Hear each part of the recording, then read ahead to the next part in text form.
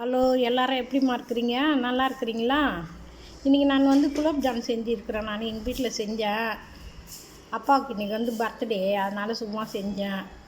இது எம்டிஆர் அந்த இது இருக்கும்ல, company MTR gulab jamun mix இருக்குமே, அந்த இதில் தான் நான் செஞ்சேன். அதில் செஞ்ச ரொம்ப நல்லாயிருக்கும். வேறு கம்பெனிலாம் நான் செய்ய மாட்டேன்.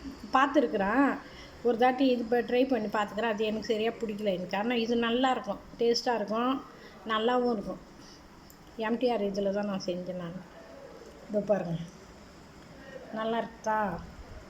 அது மேலே லைட்டாக பிஸ்தாவை நான் அப்படியே சின்ன சின்னதாக துருவி அது மேலே போட்டு வைக்கிறேன். இது குலோப் ஜான் மாரியும் இருக்குது.